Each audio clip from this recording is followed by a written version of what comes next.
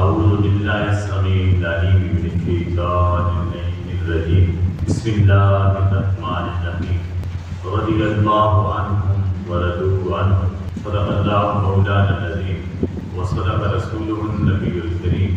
نہایت ہی واجب الاحترام بزرگوں، دوستوں، عزیز ساتھیوں، میں نے عنوان کے طور پر ایک آیت مقدسہ کا مختصر ترین حصہ تلاوت کیا ہے۔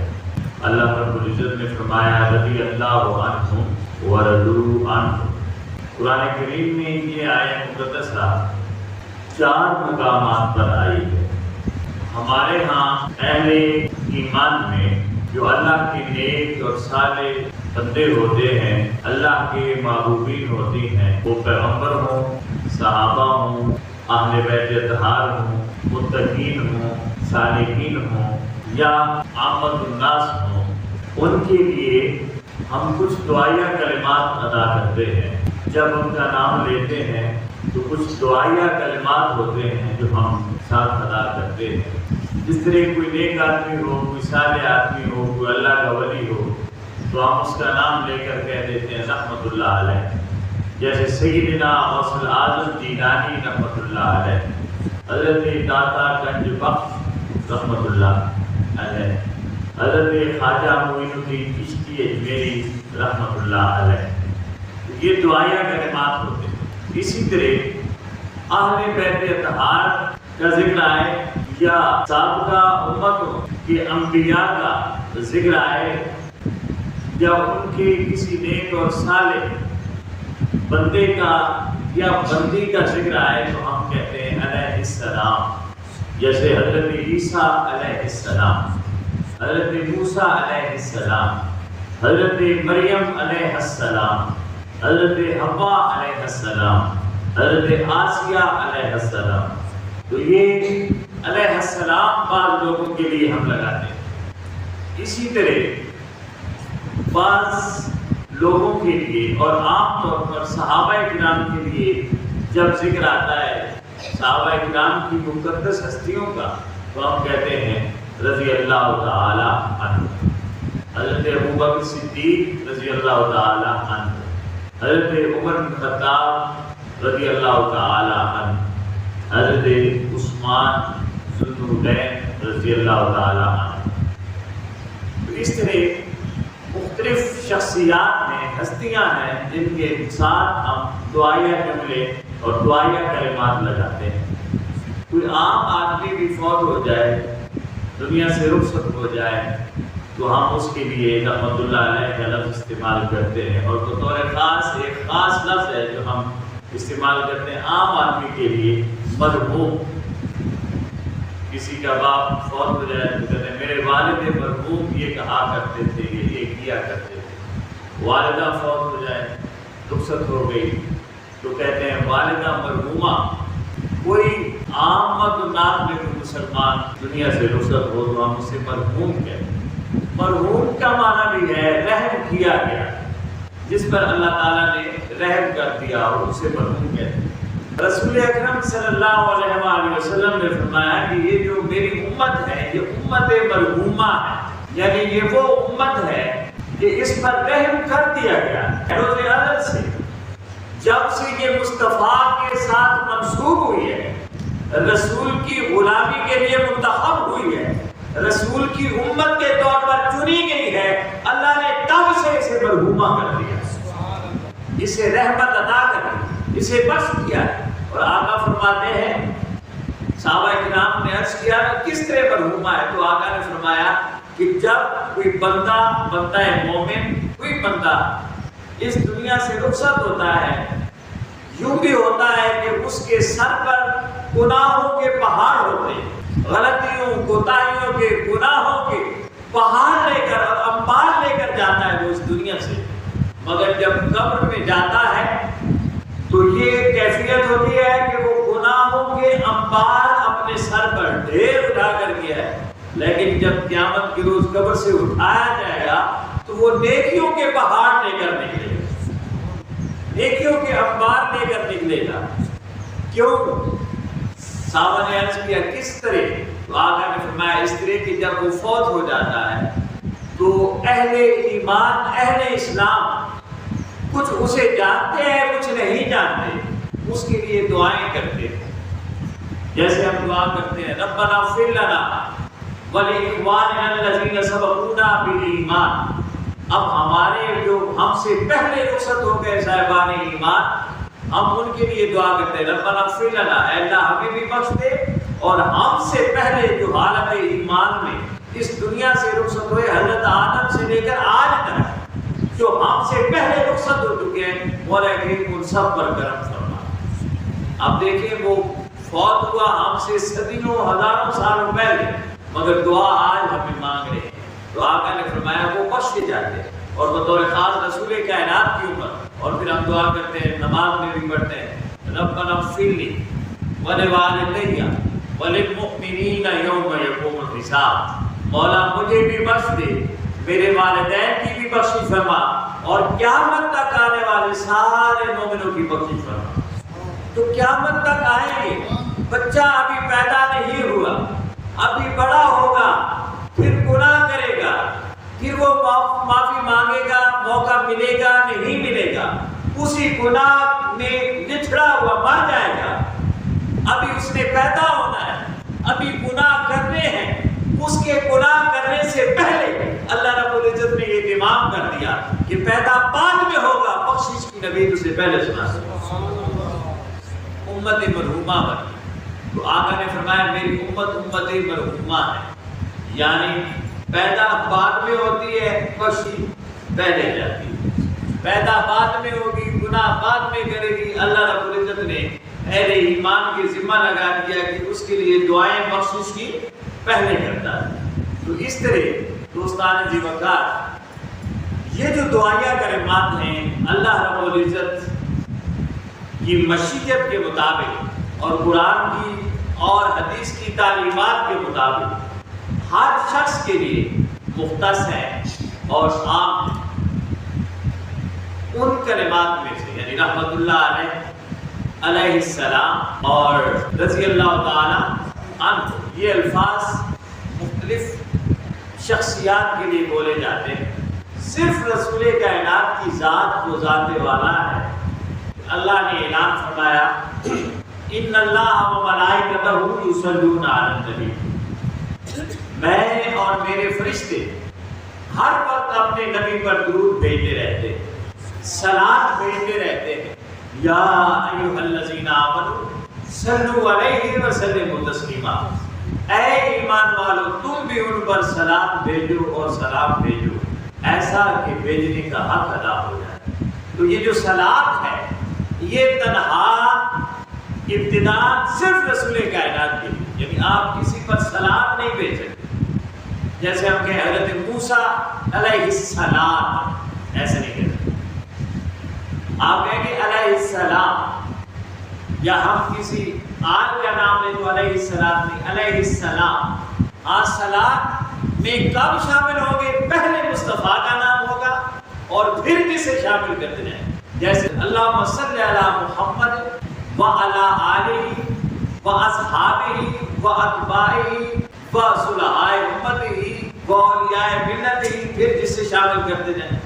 یعنی حضور کی اتباع میں آپ کسی بھی شامل کرتے جائیں صلات میں شامل ہوگا، لیکن اکیلا کسی پر آپ صلات نہیں بھیج سکتے. یہ صرف رسول کائنات کی ذات کے ساتھ.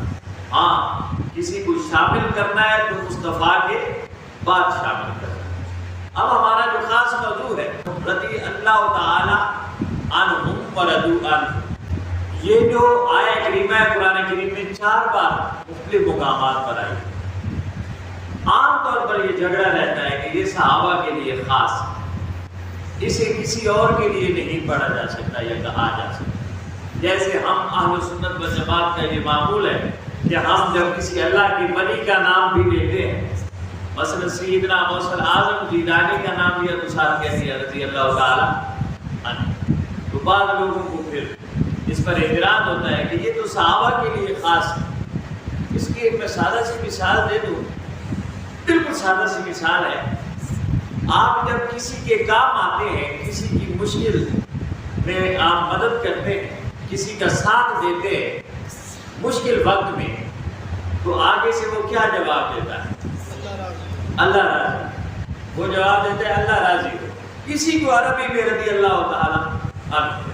ہم پنجابی میں کہتے ہیں اللہ راضی ہو، چاہے اس نے کبھی وضو بھی کیا ہے کہ نہیں کیا، اس نے کبھی نماز بھی پڑھی کہ نہیں پڑھی، اس نے کبھی روزہ بھی رکھا کہ نہیں، کوئی خیر کا کام بھی کیا کہ نہیں، بس ہمارے کام آیا ہم نے کہا رضی اللہ عنہ، اللہ تجھ پر راضی ہو. تو جو لوگ یعنی گناہگار ہیں، بدکار ہیں، سیاہکار ہیں، زندگی پر شاید کوئی نیک عمل نہیں کیا، اس کے لیے تو ہم استعمال کرتے ہیں رضی اللہ تعالیٰ عنہ. تو جن کی ساری زندگی اللہ کو یاد کرتے، اللہ کو راضی کرتے گزر گئی ہے، اس کے قرب کی تلاش میں گزر گئی ہے، اسی کا ذکر آلاپتے گزر گئی ہے، اس کے ساتھ لگائے تو تکلیف ہو جاتی ہے کہ یہ آپ نے کیوں لگا دیا. یہ تو صحابہ کے ساتھ یہ دعائیہ جملہ ہے کہ آپ جس کے ساتھ بھی لگا دیں یہ غلط نہیں ہے. ہاں ایک کچھ ہستیاں ایسی ہیں کہ جن کے یہ شایان شان ہی نہیں، کیونکہ دعا دی جاتی ہے نا، تو کچھ ہستیاں ایسی ہیں جو ہماری دعا کی محتاج ہی نہیں. وہ ذکر کریں گے انشاءاللہ، لیکن یہ ہر ایک کے لیے بولیں گے جو دائرہ ایمان میں آ گیا، دائرہ اسلام میں آ گیا، ہر ایک کے لیے اسے بولا جا سکتا ہے، چاہے وہ پچھلی امتوں کے لیے ہو چاہے وہ اس امت کا ہو. مگر کچھ ہستیاں ایسی ہیں، کچھ ذواتیں قدسیہ ایسی ہیں کہ آپ ان کے لیے نہیں بول سکتے. نہیں بولیں مگر اس کا جواب الگ ہو. یعنی آپ یہ جملہ جب بولیں گے رضی اللہ تعالیٰ عنہ، ان کے لیے بولیں گے تو یہ ان کے لیے نہیں ہوگا، یہ آپ کے اپنے لیے ہوگا دعا کا جملہ کہ اللہ ان پر تو راضی ہے ہی، صلے میں اللہ آپ پر راضی ہو جائے. تو آپ اس نیت سے تو بول سکتے، لیکن اس نیت سے نہیں بول سکتے کہ یہ اور وہ برابر ہے. اس نیت سے نہیں بولا جا سکتا. وہ ہستیاں آگے آئیں گی، میں ذکر کروں گا انشاءاللہ. اب پہلی آیت کریمہ جو میں کہہ رہا ہوں کہ اس سے صرف صحابہ کرام مراد نہیں، رضی اللہ تعالی عنہم ورضوا عنہ، اس سے مراد صرف صحابہ کرام نہیں. جس طرح کے بعض لوگ زور دیتے ہیں کہ یہ صرف صحابہ کرام کے لیے ہے اور صحابہ ہی کے لیے بولا جانا چاہیے. ہم قرآن سے دیکھیں گے 4 جگہ ہیں. یہ ٹھیک ہے کہ ان کے پہلے مخاطب صحابہ کرام ہی ہیں اہل ایمان میں سے، جس طرح رسول کائنات کے سب سے پہلے مخاطب کفار تھے، مشرکین تھے. تو سب سے پہلے مخاطب کفار تھے. جب آقا نے توحید کا پیغام دیا تو کسے دیا؟ مشرکین کو. تو سب سے پہلے مخاطب ہوتے جو اسلام لائے اور حضور کی غلامی میں آ گئے، حضور کے صحابہ کہلائے، اب وہ بھی مخاطب ہو گئے اس میں. تو یہ الگ بات ہے کہ صحابہ بھی اس میں مخاطب ہے، اول مخاطب ہے. مگر صرف صحابہ نہیں، ہر نیک اور صالح آدمی اور گناہگار آدمی بھی، اس کے لیے بھی آپ رضی اللہ تعالیٰ عنہ بول سکتے اور استعمال کر سکتے. اب پہلی آیت ہے قال اللہ نے فرمایا آذا یوم ينفع الصادقین صدقهم لهم جنات تجری من تحتها الانہار خالدین فیہا ابدا رضی اللہ عنہم ورضوا عنہ ذلک الفوز العظیم. کہ اللہ رب العزت نے فرمایا یہ جو دن ہے قیامت کا دن، یہ دن ہر سچے کو اس کا سچ نفع دے گا. ہر سچے کو اس کا سچ نفع دے گا. تو اب ہر سچا حضرت آدم سے لے کر قیامت تک کا ہر سچا آدمی، اللہ فرما رہا ہے کہ اس کا سچ اسے قیامت کی روز کیا دے گا؟ نفع دے گا. یہ ایک عقیدے کی بات اور یہ ایک حقیقت کی بات. اللہ فرماتا ہے کہ قیامت کا دن وہ دن ہے کہ جس دن ہر آدمی کا سچ اس سچے کو نفع دے گا. اور کیسے دے گا؟ لہم جنات، اس کے لیے وہاں جنتیں ہوں گی، تجری من تحتہا الانہار، جس کے نیچے نہریں بہتی ہوں گی، خالدین فیہا ابدا، اور وہ ہمیشہ انہی باغات میں رہیں گے. ہر سچا، ہر سچا آدمی، شرق و غرب کا ہر سچا آدمی، اولین و آخرین کا ہر سچا آدمی، جس نے جھوٹ کا ساتھ نہیں دیا، جس کے سب و روز سچ بولتے ہوئے گزرے، وہ سچا آدمی۔ اور اب یہ کہنے کے بعد یعنی اللہ یہ جب فرما دیا اللہ نے کہ ہر سچے کو اس کا سچ قیامت کے روز نفع دے گا، تو اب فرمایا رضی اللہ عنہم، کیونکہ اللہ ان کے سچ کی وجہ سے ان پر راضی ہو گیا، وردوا عنہ، اور وہ اللہ پر راضی ہو گئے۔ اللہ نے کہا سچ بولو، وہ راضی ہو گئے، وہ سچ بولتے رہے، تو اب اللہ ان پر راضی ہو گیا، اور اس دن انہیں اس سچ کے بدلے میں نفع عطا فرمائے۔ اور ذالک الفوز العظیم، اور ایسے سچوں کے لیے وہ دن بڑی کامیابی کا دن ہوگا، بڑی فلاح کا دن ہوگا۔ اب دیکھیں اس آیت میں کسی صحابی کا ذکر نہیں آیا، ہر سچے کا ذکر ہے، چاہے وہ آپ سچ بولیں چاہے میں بولوں۔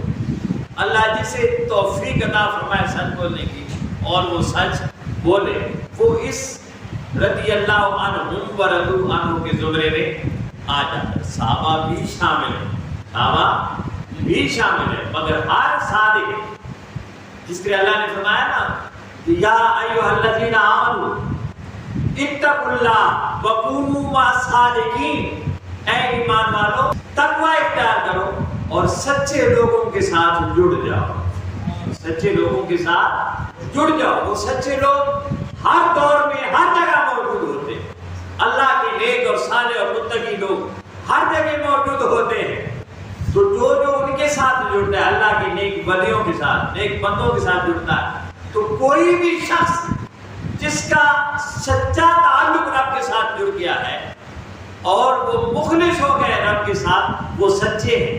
اور اللہ نے فرمایا رضی اللہ عنہم، ان پر اللہ ہو گیا راضی، ورضوا عنہ، اور وہ اللہ پر راضی ہوئے، یعنی اللہ نے انہیں سچ کی توفیق دی تو وہ راضی ہو گئے، اور جب سچ اختیار کیا تو اللہ ان پر راضی ہو گیا۔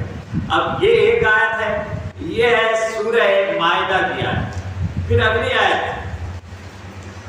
اللہ تعالیٰ فرما رہا ہے لا تجد قوما یؤمنون باللہ والیوم الآخر، کہ آپ نہیں پائیں گے کسی قوم کو جو اللہ پر اور یوم آخر پر ایمان بھی لاتی ہو، اور یوادون من حاد اللہ ورسولہ، اور پھر اس شخص سے دوستی رکھے جو اللہ اور اللہ کے رسول سے دشمنی کرتا ہے۔ وہ قوم کبھی بھی کچھ پا نہیں سکتی، اور آپ ایسی قوم نہیں دیکھیں گے۔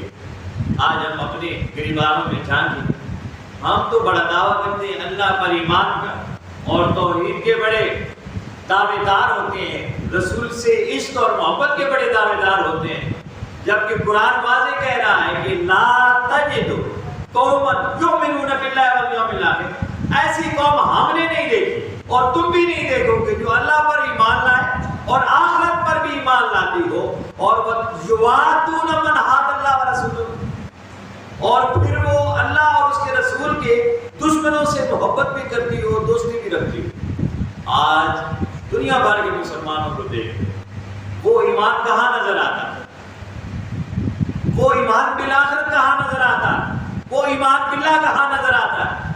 عوام میں کہیں نہ کہیں کچھ نہ کچھ شاید موجود ہے، مگر ہمارے حکمرانوں میں وہ کہاں نظر آتا ہے۔ اور اللہ فرما رہا ہے کہ وہ قوم آپ نہیں دیکھیں گے۔ پھر اس کا مطلب کیا ہے؟ گویا اللہ اعلان فرما رہا ہے کہ ایسے دعوے دار اللہ پر ایمان کے اور آخرت کے ایمان کے، ایسے دعوے دار اپنے دعوے پہ جھوٹے ہیں۔ اور میرے آقا نے فرمایا یاتی علی الناس زمان، دنیا میں ایک ایسا وقت آنے والا ہے، زمانہ لوگوں پر، ہم یجتمعون فی المساجد، مسجدوں میں جمع ہوا کریں گے، ویصلون الصلاۃ جماعۃ، اور جماعت کے ساتھ نماز پڑھتے ہوں گے، ولیس فیہم مومن، مگر حق یہ ہے کہ ان میں ایک بھی مومن نہیں ہوگا۔ اب دیکھیں تو ہم بھی بیٹھے نہیں ہیں مومن۔ اب ہم جب یہ سنے تو گئے ہم تو مومن ہیں، مگر اپنے گریبانوں میں ہم سارے جائیں۔ اللہ رب العزت آپ پہ فضل و کرم کرے، مگر جو جھانکے گا اپنے گریبان میں وہ اس نتیجے پر خلوص نیت کے ساتھ اگر دیکھے تو اس نتیجے پر پہنچے گا کہ میں کہاں تو مومن۔ نماز پڑھ لینے کا نام تو ایمان نہیں، روزہ رکھ لینے کا نام تو ایمان نہیں، سینکڑوں ہزاروں معاملات ہیں جو ہمارے، سینکڑوں ہزاروں کام ہیں جو ایمان کے کام ہے اور ہم نے چھوڑ رکھے۔ راستے میں آتے ہوئے، مسجد میں راستے میں آتے ہوئے کتنوں کو تکلیف دے کر آتے ہیں، یہاں سے واپس جاتے ہوئے کتنوں کو تکلیف دے کر گھر پہنچتے ہیں، یہاں مسجد میں کتنوں کو تکلیف دیتے ہیں، اپنے اشاروں سے، اپنی باتوں سے، اپنے تانوں سے ہم تکلیف دیتے ہیں۔ تو کیا سمجھتے ہیں کہ ہم نماز پڑھ لیں گے تو مومن ہو جائیں گے اور بخشے جائیں گے؟ اور طلب ہے کہ آیا کریمہ کہ کہا تم نہیں پاؤ گے وہ لوگ کہ جو اللہ پر بھی ایمان لاتے ہوں اور محبت رکھتے ہو اللہ اور اس کے رسول کے دشمنوں سے۔ وَلَوْ كَانُوا آبَاؤُهُمْ أَوْ أَبْنَاءَهُمْ أَوْ إِخْوَانَهُمْ أَوْ عَشِيرَتَهُمْ، چاہے وہ دشمنی رکھنے والے ان کے باپ ہی کیوں نہ ہو، چاہے وہ دشمنی رکھنے والے ان کے بھائی ہی کیوں نہ ہو، چاہے وہ دشمنی رکھنے والے ان کے بیٹے ہی کیوں نہ ہو، اولادیں ہی کیوں نہ ہو، اور چاہے وہ ان کے رشتہ دار ہی کیوں نہ ہو۔ اب یہ ایمان ذرا دیکھیں ہم میں موجود ہے۔ ہم جتنی بھی دشمنی ہو، اپنی ذاتی دشمنی تو اپنے رشتہ داروں کے ساتھ اور اپنے بھائی بہنوں کے ساتھ کرتے ہیں، مگر دین کے معاملے میں ایسی کوئی آ جائے تو ہم اس کا لحاظ نہیں رکھتے اور کہتے ہیں چلو جی چلنا پیا چلن دو۔ تو دنیا میں جو چلتا ہے اسے نہیں چلنے دیتے، اس میں خود کو انوالو کرتے ہیں، جو دین کے لیے نہیں چلنا چاہیے اسے کہتے ہیں چلنے دو۔ اب یہ صحابہ کرام کے حق میں نازل ہوئی بنیادی طور پر، لیکن اس کا حکم آج بھی ہے کہ اگر آپ کا بھائی غلطی پر ہے اور آپ حق جانتے ہیں تو اس کی غلطی اس کو بتائیں اور اس کے ساتھ لڑیں اور جھگڑیں اور بتائیں اسے کہ تو غلط ہے۔ حضرت عبیدہ بن جراح جنگ احد میں رسول کائنات کے ساتھ تھے اور مقابلے میں آپ کا باپ تھا کافر، آپ نے اپنے باپ کو قتل کیا۔ حضرت مصعب بن عمیر رسول کے ساتھ تھے جنگ احد میں، مقابلے میں عبداللہ بن عمیر تھا، آپ نے اپنے بھائی کو قتل کیا۔ حضرت عمر فاروق بھانجے تھے، ماموں تھا العاص بن حشام، وہ مقابلے میں کافر تھا جنگ احد میں، آپ نے اسلام کی خاطر، حق کی خاطر اپنے ہاتھوں سے اپنے ماموں کو قتل کیا۔ پھر حضرت صدیق اکبر رضی اللہ تعالیٰ عنہ، سیدنا ابو بکر صدیق رضی اللہ تعالیٰ عنہ، مقابلے میں آپ کا بیٹا تھا اور آپ نے اسے جنگ کے لیے بلایا کہ نکلا۔ میدان جنگ جو تھا حضور سن گئے کہ رسول کائنات نے سن لیا کہ ابو بکر اپنے جوان بیٹے کو مقابلے کے لیے بلا رہا ہے کہ آ میں تیری گردن مارتا ہوں، تیری قتل کرتا ہوں۔ ظاہر ایمان کا جذبہ ایک الگ جذبہ ہوتا ہے، جوان بیٹا سامنے ہے مگر رسول پر ایمان کا اپنا تقاضا ہے، اللہ پر ایمان کا اپنا تقاضا ہے، جوان بیٹے کو نہیں دیکھنا۔ تو جب للکارا حضور سن رہے تھے، کیونکہ آپ اکثر حضور کے ساتھ ساتھ رہتے تھے، حضور نے فرمایا کہ ابو بکر ایسا نہ کرو، ایسا نہ کرو، تیرے پہلے ہی بڑے احسان ہیں، ایسا نہ کر کہ میرے لیے اپنے بیٹے کو مارا۔ وہ بعد میں مسلمان ہو گئے، کیوں؟ آقا جانتے تھے کہ آج نہیں تو کل ایمان لے آئے گا، وہ ایمان لے آئے۔ جب ایمان لے آئے تو حضرت ابوبکر صدیق اور وہ باپ بیٹا بیٹھے ایک دوسرے سے باتیں کر رہے ہیں۔ بیٹے نے باپ سے کہا کہ ابا جان آپ کئی بار میری تلوار کے نیچے آئے مگر میں نے کہا آپ میرے باپ ہیں، میں نے کہا جانے دو۔ فاروق حضرت ابوبکر صدیق فرمانے لگے کہ بیٹے تو نے تو میدان جنگ میں مجھے باپ سمجھ کر چھوڑ دیا، خدا کی قسم اگر میری تلوار کے نیچے تو آ جاتا تو جوان بیٹے کو نہ دیکھتا، رسول کی عظمت کی خاطر اسے قتل کرتا۔ یہ ہے وَأَبْنَاءَكُمْ، اپنے بیٹے بھی سامنے آئے تو پھر چھوڑ دے نہیں۔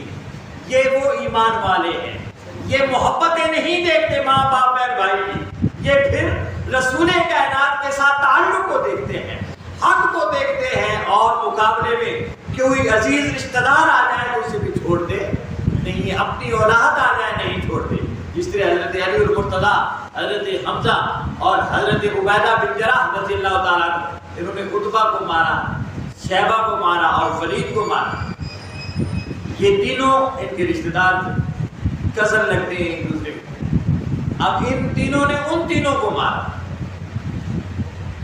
اور پھر یہاں ایک بات کرتا چلا جاؤں، جب کربلا کے میدان کے بعد سر انور حسین علیہ السلام کو یزید کے دربار میں پیش کیا گیا تو اونٹ مبارک پر وہ چھڑی مار کر کہہ رہا تھا کہ میں نے آج محمد سے اپنے آبا و اجداد کا بدلہ لے لیا۔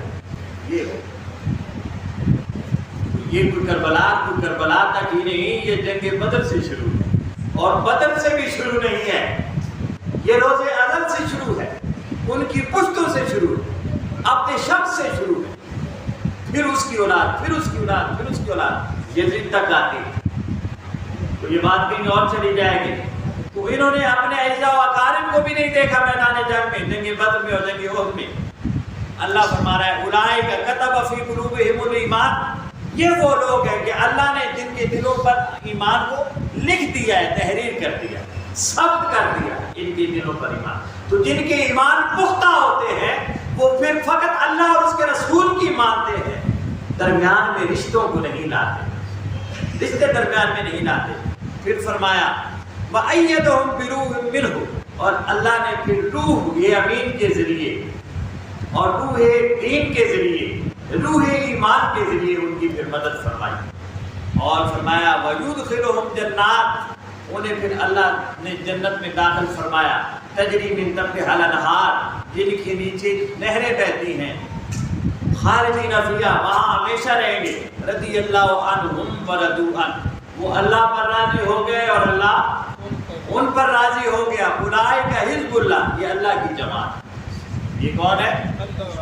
اللہ کی جماعت ہے۔ الا ان حزب اللہ هم المفلحون، اور خبردار اللہ کی جماعت ہی ہمیشہ فلاح پاتی ہے اور کامیاب ہوتی ہے۔ اب ابتداء تو اس میں وہ صحابہ شامل ہیں، اور ہمارا موقف ہے کہ اس میں صرف صحابہ شامل نہیں ہے، ہر وہ آدمی جو صحابہ کی اتباع میں چلتا رہا، نیک عمل کرتا رہا، اطاعت و اتباع میں چلتا رہا، خیر خواہی کے کام کرتا رہا، ہر نیک اور صالح آدمی اس میں شامل ہے۔ اب ہر ایک کے لیے بول سکتے ہیں۔ پھر آیت کریمہ ہے سورہ بینہ کی، فرمایا ان الذین آمنوا وعملوا الصالحات، وہ لوگ جو ایمان لائے اور نیک عمل کیے۔ کوئی بھی آدمی جو ایمان لے آیا اور پھر نیک عمل کرتا ہے، اولئک ہم خیر البریہ، وہ زمین پر بسنے والوں میں سب سے خیر والے لوگ ہیں، سب سے معتبر لوگ۔ جزاؤہم عند ربہم جنات عدن تجری من تحتہا الانہار خالدین فیہا ابدا، ان کی جزا اللہ کے ہاں کیا ہے؟ جنت ہے، جس کے نیچے نہریں بہتی ہیں۔ پھر فرمایا رضی اللہ عنہم ورضوا عنہ، وہ اللہ پر راضی ہو گئے اور اللہ ان پر راضی ہو گیا۔ اور یہ کس کے لیے؟ پھر تاکیداً فرمایا ذالک لمن خشی ربہ، یہ ہر اس شخص کے لیے ہے جو اپنے رب سے ڈرتا ہے، جو اپنے رب سے ڈرتا ہے۔ تو سمجھ آئے اس بات کی کہ ہر وہ شخص جو رب سے ڈرتا ہے وہ اللہ پر راضی ہے اور اللہ اس پر راضی، وہ اللہ پر راضی ہے اور اللہ اس پر راضی ہے۔ کون؟ جو نیک اور اعمال کیے، جنہوں نے جو ایمان لائے۔ کوئی بھی شخص حضرت آدم سے لے کر قیامت تک کسی بھی امت کا کوئی بھی فرد جو ایمان لایا اور ایمان کے بعد نیک اعمال کیے اور پھر اپنے رب سے ڈرتے رہے، حضرت آدم سے لے کر قیامت تک جو لوگ ایمان لائے وعملوا الصالحات اور نیک عمل کرتے رہے، اولئک ہم خیر البریہ، وہ سب سے بہترین لوگ ہیں، سب سے بہترین، جس دور میں بھی آئے، جس زمانے میں بھی آئے، جس علاقے میں بھی آئے، وہ سب سے بہترین لوگ ہیں۔ اور فرمایا اللہ نے رضی اللہ عنہم، اللہ ان پر راضی اور وہ اللہ سے۔ تو کام صرف انہوں نے تین کیے ہیں، ایمان لائے، نیک عمل کیے اور رب سے ڈرتے رہے۔ یہ تین کام جس شخص کے اندر موجود ہیں، یہ تین صفات جس شخص کے اندر موجود ہیں، وہ رضی اللہ عنہم ورضوا عنہ میں آتا ہے۔ تو ابتداء بے شک صحابہ کرام اس میں شامل ہیں، مگر اس میں ہر نیک اور صالح آدمی ان آیات کا مخاطب ہے، بہرحال یہ ایک ابتدائی طور پر میں نے یہ بتانے کی کوشش کی ہے کہ ہمارے ہاں یہ جھگڑا چل جاتا ہے کہ رضی اللہ تعالیٰ عنہ دوسری روایت صحابہ کہ آپ کسی کے لیے بول نہیں سکتے. میں نے کم از کم قرآن کریم میں کوئی آیت ایسی نہیں دیکھی کہ جس کے مخاطبین صرف اور صرف صحابہ. ہاں یہ ہو سکتا ہے کہ ابتداء صحابہ ہیں، بلکہ جو میں نے پہلی آیت سورہ مائدہ کی پڑھی ہے اس کا ابتدائی مخاطب حضرت عیسیٰ علیہ السلام، اس کا ابتدائی مخاطب ہی حضرت عیسیٰ علیہ السلام. مفسرین نے لکھا کہ یہ جنہیں اللہ قیامت کے روز سچائی جن کے کام آئے گی اور جنہیں نفع دے گی، ان میں پہلا آدمی حضرت عیسیٰ علیہ السلام. حالانکہ سچے تو دیگر انبیاء بھی ہیں مگر یہ ان کی شان میں نازل ہوئی ہے بنیادی طور پر. اور اسی طرح باقی آیات جن میں صحابہ کا بھی ذکر ہے اور عام عوام جو نیک اور سارے لوگ ہوتے ہیں ان کا بھی اس میں ذکر موجود ہے. اب جو خاص بات ہے وہ یہ ہے، صرف اشارتاً عرض کر دوں کہ ہر شخص کے لیے آپ یہ لفظ رضی اللہ تعالیٰ عنہ ورضوا عنہ اور رضی اللہ تعالیٰ عنہ یہ دعا آپ ہر ایک کو دے سکتے ہیں. زندہ شخص کے لیے بھی آپ دے سکتے ہیں. جس طرح ہم کہتے ہیں نا رحمت اللہ علیہ، کسی کے لیے کہتے ہیں تو آگے سے لا حول ولا قوت الا باللہ اٹک پہ ہوتا جینا. یہ کوئی یہ تو نہیں ہے کہ جو مر جائے وہ رحمت اللہ علیہ ہے. مرے ہوئے سے زیادہ زندہ کو اللہ کی رحمت کی ضرورت ہے. قدم قدم پر بھٹکنے کی مواقع موجود ہوتے ہیں، تو جو زندہ ہوتا ہے زندہ اس کے لیے رحمت اللہ علیہ پہلے ہے، اور زندہ جو ہوتا ہے اس کے لیے اللہ تجھ پر راضی ہو یہ پہلے ہے. کیونکہ اللہ راضی نہ رہا جس دم وہ تو حق کو چھوڑ گیا، حق اس سے چھوٹ گیا اور نکل گیا رب کی رحمت کے دائرے میں، تو وہ تو دائرہ ایمان میں نہ رہا. اس لیے زندہ ہوں یا مر جائیں ہر شخص کے لیے آپ رحمت اللہ علیہ بول سکتے ہیں، ہر شخص کے لیے آپ رضی اللہ تعالیٰ عنہ بول سکتے ہیں، اور ہر شخص کے لیے علیہ السلام بول سکتے ہیں. اب یہ عجیب سا جھگڑا ہے، اور وہ جھگڑا کیا ہے کہ علیہ السلام اہل بیت کے لیے استعمال نہیں کرنا، اور یہ تو انبیاء کے لیے استعمال ہوتا ہے. تو احادیث میں جہاں بھی حضرت مریم کا ذکر آیا، حضرت حوا کا ذکر آیا، حضرت آسیہ کا ذکر آیا، ساتھ علیہ السلام لکھا ہوتا ہے. تو وہ کون ہے؟ وہ انبیاء ہیں. ان کا تو سوائے حضرت مریم کے اور حضرت حوا کے حضرت آسیہ تو نہ نبی کی بیوی، نہ نبی کی ماں، نہ بہن، نہ بیٹی. ان کے لیے علیہ السلام. اور پھر آسان سا جواب ہے، ہم جب آپس میں ایک دوسرے سے ملتے ہیں تو کیا کہتے ہیں؟ السلام علیکم. تو عجیب لوگ ہیں، ہم اپنے لیے کہیں علیہ السلام اور علیہ السلام، اور جب اہل بیت کی بات آتی ہے ان کا واسطے نہیں ہے، صرف نبیوں واسطے. تو یہ بہت سی خلش ہے، نادانی ہے جسے ہم سمجھتے نہیں ہے اور پھر بہ جاتے ہیں. تھوڑا سا غور کریں، سارے جواب ہمارے ادھر ادھر موجود ہوتے ہیں، ہر جواب ہمارے ادھر ادھر موجود ہوتا ہے، مگر ہم نے یہاں جو چیز موجود ہے نا پھر پرزا اسے کبھی کام ہی نہیں لیا، بس جو آیا کہہ دیا. تو مختصراً بات یہ ہے کہ آپ یہ تین جملے دعائیہ جملے رحمت اللہ علیہ، علیہ السلام اور رضی اللہ عنہ، یہ تینوں دعائیہ جملے ہر ایک کے لیے، زندہ مردہ ہر ایک کے لیے بول سکتے ہیں.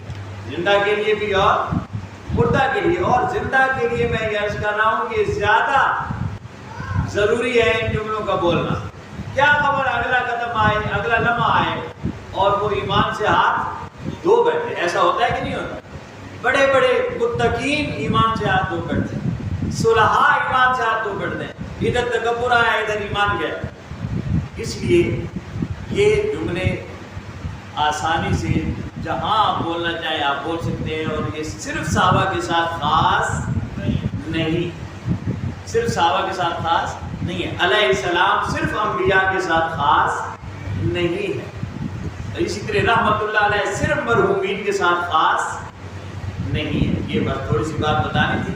اب کون سی ہستیاں ہیں کہ جن کے لیے آپ بولیں گے بھی تو وہ دعا بن کر آپ ہی کی طرف لوٹے گا.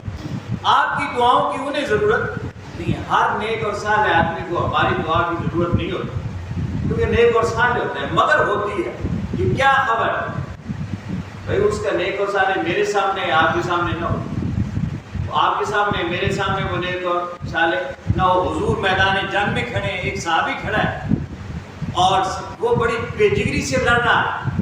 صحابہ کرام حیران ہو کر آقا سے عرض کرتے ہیں یا رسول اللہ یہ شخص تو بڑی بہادری اور بے جگری سے لڑ رہا ہے. میرے آقا نے فرمایا یہ کافر ہے. صحابی حضور کی طرف سے لڑ رہا ہے، بے جگری سے لڑ رہا ہے، بڑوں کو کاٹ رہا ہے، مگر آقا فرما رہے ہیں یہ کیا ہے؟ کافر ہے. اب صحابہ حیران ہوئے کہ ایک شخص اتنی دلیری سے، بے جگری سے، جان کی پرواہ کیے بغیر مصطفیٰ کی خاطر، حق کی خاطر لڑ رہا ہے، اور آقا فرماتے ہیں یہ کافر ہے. وہ پیچھے نہ کہ کیا آقا کی بات بھی غلط تو نہیں ہو سکتی. لڑتے لڑتے لڑتے اس کے ہاتھ کو یہاں زخم آیا، بازو ذرا ادھر ادھر ہوا، تکلیف ہوئی، اس نے یہاں اپنی تلوار رکھی اور خود کو اوپر دبا دیا اور مر گیا. تو صحابہ نے دیکھ لیا کہ وہ انجام کیا ہے. اس لیے جب تک وہ صالح ہوتے ہیں، اور ہمیں کیا خبر کہ قوم کہاں تک صالح ہے، اس لیے دعا دیتے ہیں ہم. مگر کچھ ایسی ہستیاں ہیں جو پیدا ہونے سے پہلے بھی مومن تھی اور پیدا ہونے کے بعد بھی مومن ہے، اور ان کا انجام بھی بالیقین اور بالایمان، ایمان پر ہی ہوا ہے. ان ہستیوں کے لیے ہماری دعاؤں کی ضرورت نہیں. وہ ہستیاں کون ہیں بیان انشاءاللہ العزیز اگلے جمعہ پر کریں گے. وما علینا الا البلاغ.